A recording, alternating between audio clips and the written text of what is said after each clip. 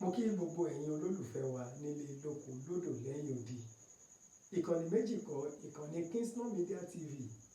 your best online television lórí YouTube náà ni ìkànnì tí a tún wà yìí. Orúkọ mi ò yí padà, Akínṣọlá Nurudeen Adékúnlé lórúkọ tí mò ń jẹ́. Alájí orúkọ ni wọ́n ń pè ní Mátàgbà Mọ́lẹ̀ 1, Mr. Fẹ́lẹ́tọ̀ lẹ́tọ̀ ẹ̀. Wọ́n níbi tí a bá roko tì sí, ibẹ̀ náà ni a máa ń fi àbọ̀ sí.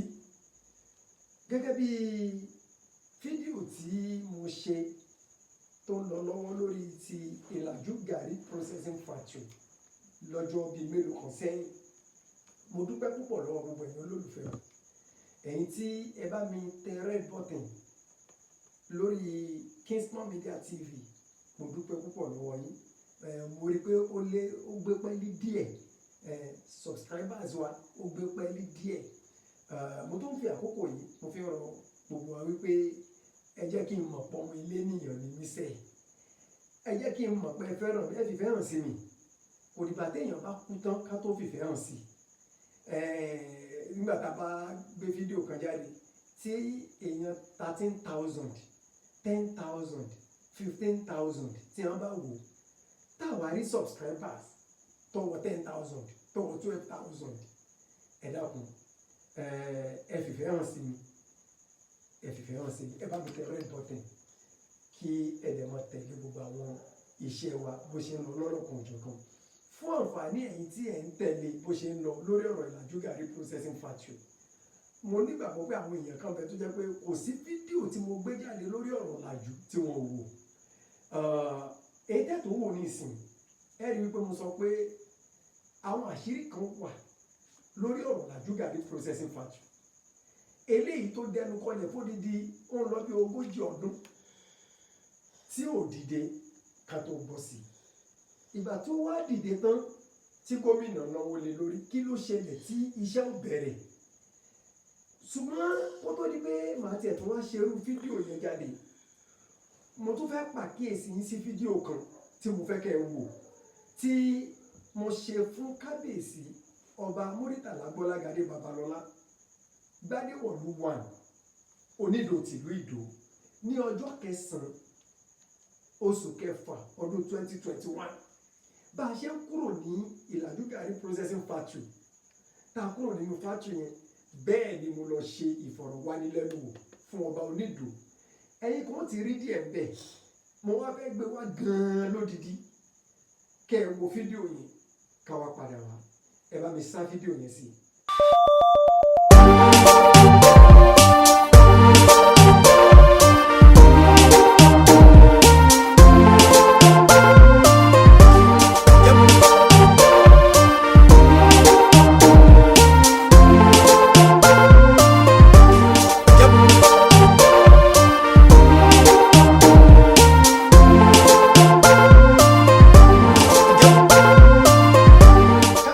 Abẹ́kẹ́ bá wa dárúkọ yín ní ẹ̀kúnrẹ́rẹ́ fún gbogbo àwọn tó ń wọ̀nyí lójú mọ́ máa wọ̀rọ̀ ìsà. Orúkọ mi ni ọba Gbọ́lágadé MURITALA Alọ́lá Onido Ìgbàdé. Kábíyèsí, a rí pé ẹgbẹ́ àlejò rẹpẹtẹ ní ìlú Ile-Ise lónìí ọjọ́ 9 oṣù kẹfà ọdún 2021. Kí là ń ṣe tàbí rí gómìnà àti àwọn èèyàn ńláńlá? A dúpẹ́ lọ́wọ́ Ọlọ́run torí ọ̀rọ̀ wa tó ọpẹ́ nítorí iléeṣẹ́ tí gómìnà Olúṣèyí Mákindé, ẹnjìnìà Mákindé Olúṣèyí, gómìnà ti Ọ̀yọ́ state, iléeṣẹ́ tí wọ́n wá sí padà lónìí o,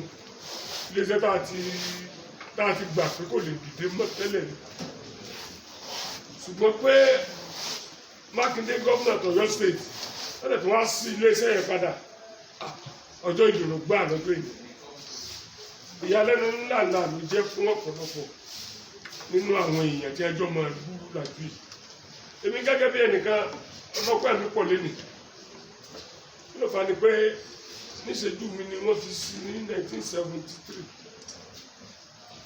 Wọ́n rẹ̀ lò títí di 1981. Lẹ́yìn ìgbà yẹn, àwọn bàbá kan ní wọ́n á kó gàrí bẹ̀ lọ àforúkọ bò wọ́n láṣìírí tí wọ́n kó gàrí lọ sí Mẹ́kà tí wọ́n ẹ̀dá owó padà tó fi di pé iléeṣẹ́ yẹn fìdí jálẹ̀ látọdún náà láti 1981 mo wá fi ọdẹ síbẹ̀ pé kó máa ṣọ́ àwọn irinṣẹ́ tó wà nínú ibẹ̀ yẹn nítorí pé tí a bá ti jí nǹkan lọ́mọ̀ wàhálà ti dé. Gómìnà tí ó jẹ́ sẹ́kẹ́tìrì fún bàbá Awólọ́wọ̀ gbà yẹn wọ́n padà sí gómìnà ẹni táwọn wí ni bàbá wa Lamade sínú àwọn ni sẹ́kẹ́tìrì bàbá Awólọ́wọ̀ lọ́dún tí wọ́n á ṣe léṣẹ́ yẹn. Bọ́ọ̀ ṣebí bàbá Lámù padà sí gómìnà ní Ọ̀yọ́ sì yìí Ọlọ́run kádàrá pé òun jì léṣẹ́ yẹn gbé. Adúpẹ́ lọ́wọ́ tí wọ́n náà kọ́ lọ́wọ́ bá nìkan wọ́n kẹ́wọ́n àwọn ẹlẹ́ni àkọ́kọ́ tó kọ́ dẹ̀dà sí ọ̀nà láti Ìbàdàn wá àlè gbàgbé wọn. Ìgbà tí lọ́dà mi ẹnjìnìà Rasidi Ládọjà tí wọ́n dé orí gómìnà lọ́yọ̀ ṣètì yìí ó gbé ọ̀rọ̀ yìí lọ bá wọn wọ́n wá bẹ̀ wọ́n fún bàbá ẹnjìnìà Àdìgún wọ́n fún oníṣẹ́ ẹ̀bẹ̀ ṣe pé kí wọ́n lọ ṣe owó tí ẹnjìnìà Àdìgún gbà kò lè dá kankan chéjì lára kí nínú ó gbìyànjú ó ṣe ó ń ṣiṣẹ́ ṣùgbọ́n láì rí iná kò lè perform. Lẹ́yìn Rasidi Ládọjà gómìnà Akálà àwọn náà ṣe gómìnà lọ́yọ̀ ṣètì yìí Ọlọ́run kádàrá fáwọn ni wọ́n sì. Lẹ́yìn Akálà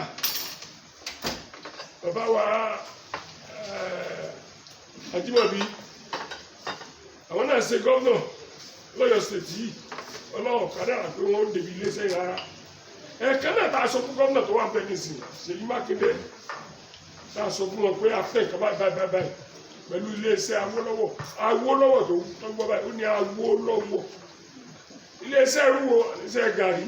àbí gàrí jẹ́ máa fi polówó pé gàrí olóyọ̀ ti ládùn tọ́lẹ̀ a sọ fún wọn pé bẹ́ẹ̀ ni gómìnà dẹ̀ dìde ó lè wàá wo bẹ̀ bàtà débẹ̀ wọn ní eléyìí kò lè parẹ́. I can tell you, governors spend more than 200 million naira. Ètí chairman ló sọ lẹ́ẹ̀kan pé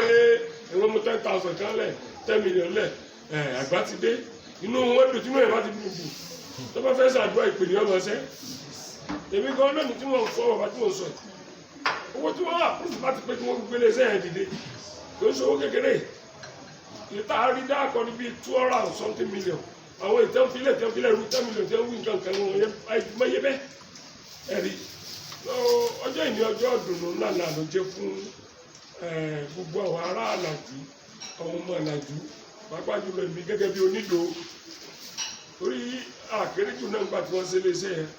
mo ti fẹ́ àwọn 73 tí wọ́n ṣe léṣẹ́ yẹn bọ̀ láti ìgbà náà ọdún mélòó náà fi lò ó fi dìdí já kalẹ̀ lọ́jọ́ pé nílẹ̀ káàárọ̀ òjìire kò sí iléeṣẹ́ gàrí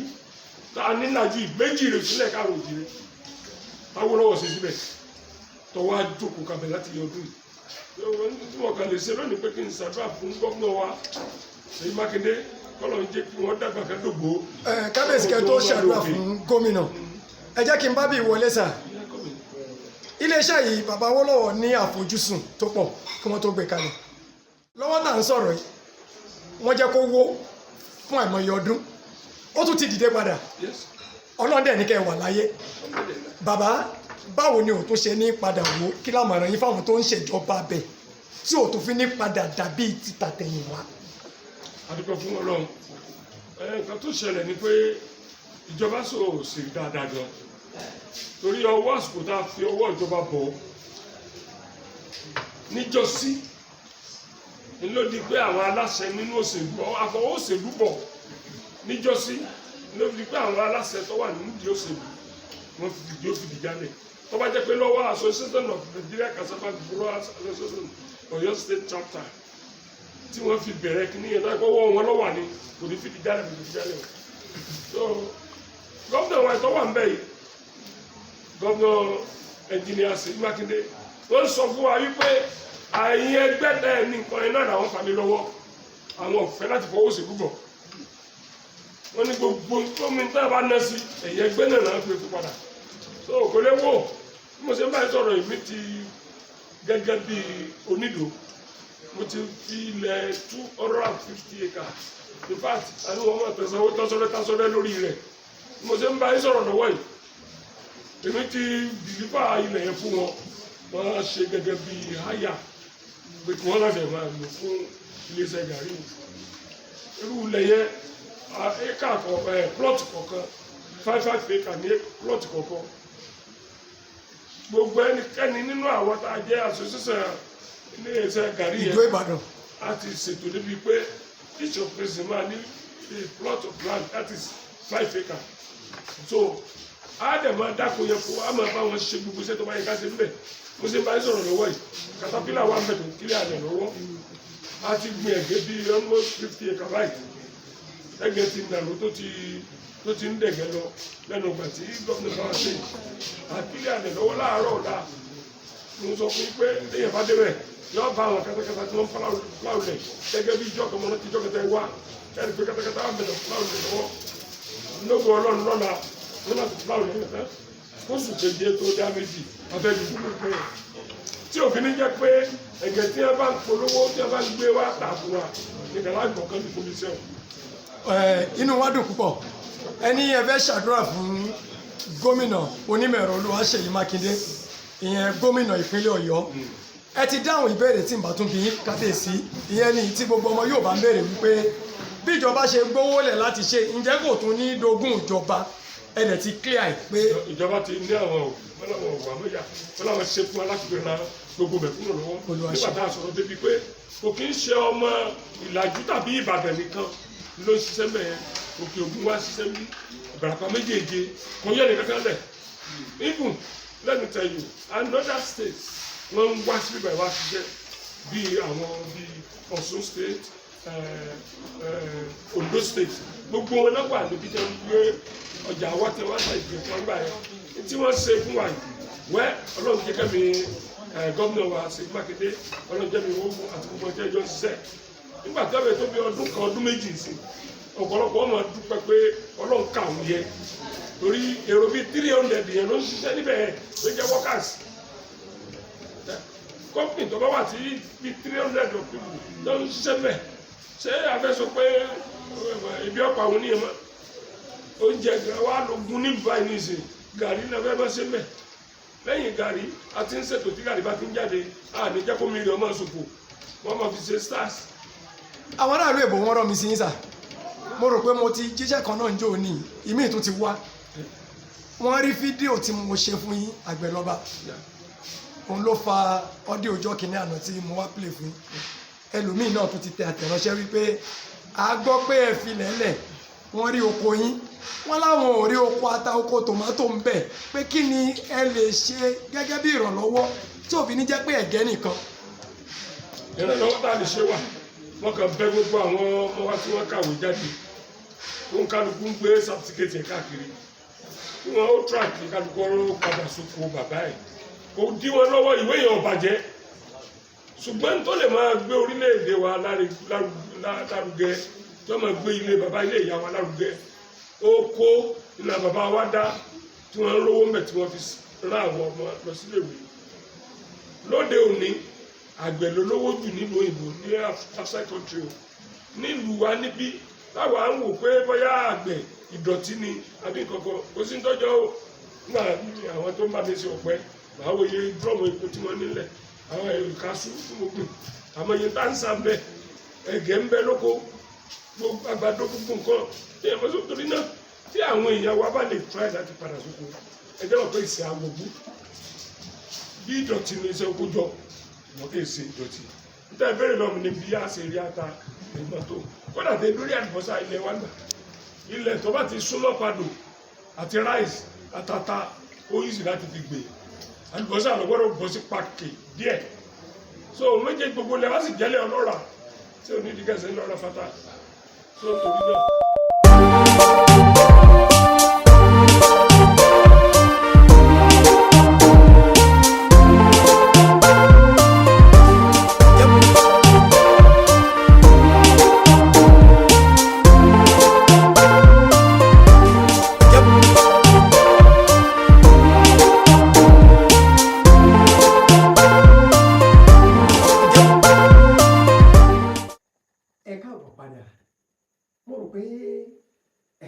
gbogbo wa la gbádùn bí kábíyèsí ọba Onido tìlú Ìdó ọba MURITALA GBOLAGADE BABALOLA GBADE WOLU 1 ẹ̀rí bí wọ́n ṣe sọ̀rọ̀ ọ̀rọ̀ tí wàá tó sọ báyìí ọ̀rọ̀ tí tó sọ ẹ máa retí fídíò tó ń bọ̀ lẹ́yìn eléyìí ibẹ̀ ní tí wàá fọgùdùgbẹ̀ ìmọ̀ ìyànnà náà àwọn nǹkan kan jáde nínú gbogbo àwọn fídíò tá a ti mú wáyé lórí ọ̀rọ̀ Ile-Ise Gari processing factory. Ta ló jẹ̀bi? Ṣé gómìnà jẹ̀bi? Ṣé kábíyèsí Onido tìlú Ìdó ló jẹ̀bi? Ṣé bàbá alága ni àtàwọn ìgbìmọ̀ wọn? Àbí bàbá wa tí wọ́n fi ìlú òyìnbó ṣe bùjókòó tí wọ́n ṣàwárí èmi gangan bàbá Charles Adégúnwà ta làwọn gangan? Báwo ni wọ́n ṣe jẹ́ sí Ìdó Ìbàdàn cooperative? Ẹ wò ó àwọn kankan tí ó farasin tẹ́ ẹ ti gbọ́ nínú àwọn fídíò tá a ti yà sófà tẹ́ ẹ fọkàn sí ìmọ̀ mú wọn wá lẹ́yọ kọ̀ọ̀kan. Ìgbà tí iléeṣẹ́ ìgá ń ṣiṣẹ́ tí bàbá Awólọ́wọ̀ gbé wá tó ń ṣiṣẹ́ lójú méjèèjì kí ló bí tó fi wó ńgbà náà? Nígbà tó wá padà dé yìí kí ló dé tíṣẹ́ ò bẹ̀rẹ̀? Kí ló dé tí oko dídá tí ó bẹ̀rẹ̀? Nígbà tí kábíyèsí Onido tìlú Ìdó tó jẹ́ pé gbangba ni wọ́n ti sọ wípé àwọn ti fi ilẹ̀ 250 acres of land àwọn ti fi sílẹ̀ fún àwọn Ìdó Ìbàdàn cooperative láti máa fi dá oko. Wọ́n sọ wọ́n yànnà lẹ̀ ṣé ilẹ̀ yẹn ṣé sàkámàjẹ ni àbí lódodo? Tílẹ̀ bá wà lẹ̀ kí ló dé tí oko ò bẹ̀rẹ̀? Ǹjẹ́ Ìdó Ìbàdàn cooperative gan ṣé wọ́n lọ mẹ̀gbẹ́ rárá ṣá? Ṣé wọ́n lọ mẹ̀gbẹ́? Kí lakitiyan tá a tiẹ̀ ṣe gan èmi gangan tí mò ń sọ̀rọ̀ yìí kí lakitiyan tí mo ṣe lórí wípé kí Ìdó Ìbàdàn cooperative yẹn kó lè gbànà yá? Kí ló wá ṣẹlẹ̀ gan-an? Fídíò tó máa tẹ̀lé eléyìí ibẹ̀ ni màá ti máa yànnà náà gbogbo àwọn nǹkan tó ti ṣẹlẹ̀. Ẹ ti rí wọn náà àwọn fídíò tí a ti gbé kọjá o ṣùgbọ́n tí ẹ fi yè sí àwa padà sórí ẹ̀. Ṣé bẹ́ẹ̀ sáà ti gbọ́ ọ̀rọ̀ lẹ́nu kábíyèsí Onido tìlú Ìdó? Ẹ má wọrí nínú fídíò tí ń bọ̀ ẹ kò tó àwọn kankan gbọ́ àwa ṣàlàyé ọ̀rọ̀ tó fi jẹ́ wípé Ìdó Ìbàdàn Cooperative Farming and Produce Marketing Society Limited àti iléeṣẹ́ gàárì yẹn èmi ò sọ bàjẹ́ o ṣùgbọ́n ẹ kú ojú lọ́nà. Akínsọlá Nurudeen Adékúnlé lórúkọ tí mò ń jẹ́ Alájí orúkọ ni wọ́n ń pè ní mọ́tàgbà mọ́lẹ̀ 1 Mr. Fẹ́lẹ́tọ̀ lẹ́tọ̀ ẹ̀tọ́ ẹlẹ́tọ̀ tí ń bẹ lọ́wọ́ ẹ̀ nígbà tá a tún pàdé láìpẹ́ láì jìnnà lórí ètò tí a fi ń ṣàlàyé lórí ọ̀rọ̀ Ile-Ise Gari processing factory tó jẹ́ ogún gbogbo Yorùbá ṣùgbọ́n táwọn kan jẹ́ agbátẹrù ẹ̀ ó dàbọ̀.